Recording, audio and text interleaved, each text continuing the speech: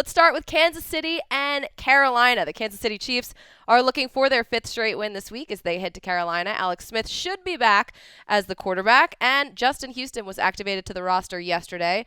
While the Panthers' defense has looked much better over the last 2 weeks, Wes, the offense continues to struggle. What's up with that? Well, they left 3 points on the board last week with a missed field goal, but I think it's surprising to people. Who would have thought that Michael Oher would be the key to their pass protection? He's been out since week 3 with a concussion. Cam Newton has 48 hits in 7 games this year. He had 59 in 16 games last year. Wow. Which means he's on pace to almost double the amount of hits he's taken. And I think Greg mentioned this, that against the Rams last week, the offensive line did not hold up well at all. That's to be expected against the Rams' really good defensive front. Chiefs are getting stronger too. Dee Ford's been on fire, and now Justin Houston might be making his 2016 debut. But their line was so bad. I know it was the Rams, but it was so bad that you're going to lose that game 9 times out of 10. Thankfully, you're facing the Rams, who don't have an offense. Your defensive line is playing great, but this is why Cam Newton, he only has 9 touchdowns, 6 interceptions this year. He's played a lot better than the numbers indicate because he's had a lot of throws.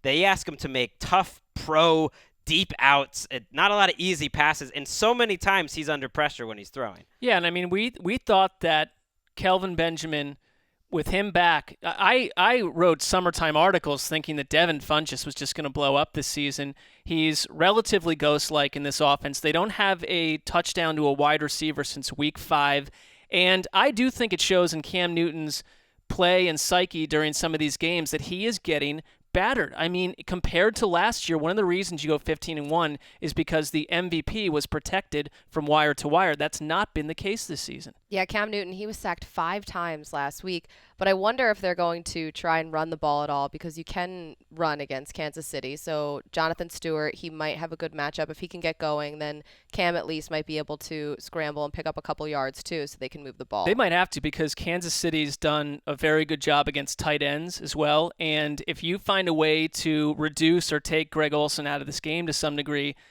your offense is completely different. The sky isn't falling. They're averaging more yards per game than they did last year when they were 15-1. The Panthers? The Panthers are. 4 yards, wow. That's is it surprising though to the eye to hear that? It is, and they haven't beaten a team with a winning record all season. I don't think it's shocking because I don't think for most of the season the offense has been the problem. It hasn't been the solution either, but it hasn't been the problem. The defense has been the problem, and that's why they have to feel so good coming out of the bye that K'Wan Short and Charles Johnson have played. Star Lutulele, too. Yeah. Right, Star 2 has played like they played in that Super Bowl run because that's their chance. They got to win this game, by the way. I mean, they're 3-5.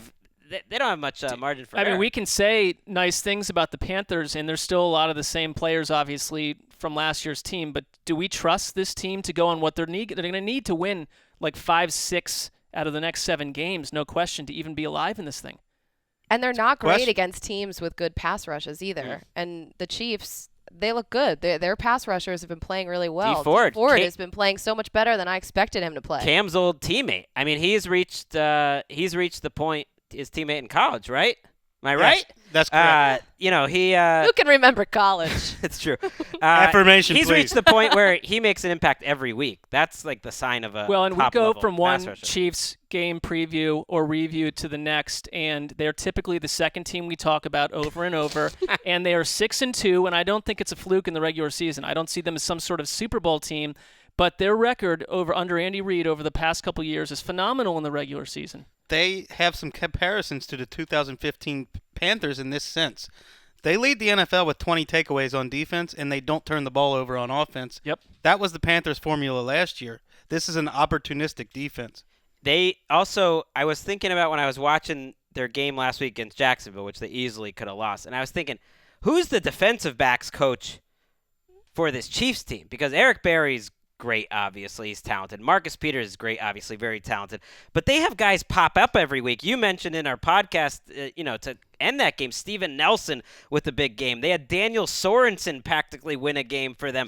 They know how to coach up pass defense. Sorensen is playing that Dayon Buchanan money linebacker role as a safety linebacker hybrid, and he's been good for a month now.